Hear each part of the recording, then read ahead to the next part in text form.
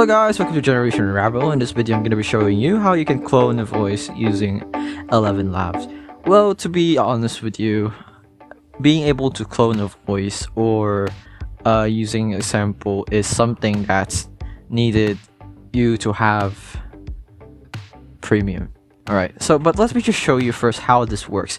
So ElevenLabs work like how I'm showing right here.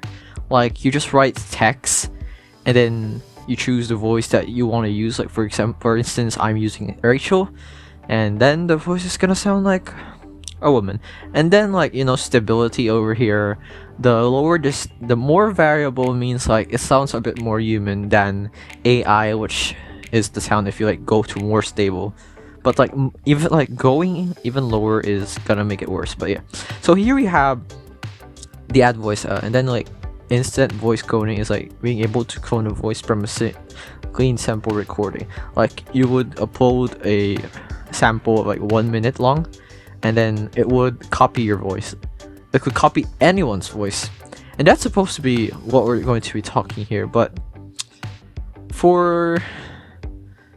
because of the fact that you actually need to have a premium for that one or to subscribe, then it's.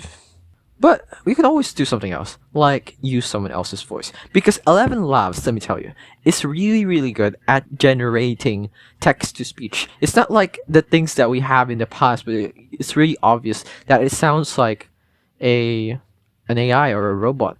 The difference in ElevenLabs is that it really sounds like a human. Like for example, Manta over here, you can see how good his voice is. You can use it in like YouTube Shorts videos, and no one would have even know that you're using AI. Hello, I'm Mentless. So yeah, that's ElevenLabs. It's pretty simple to use, and you just need to sign up. And if you want to get more of the features, better subscribe.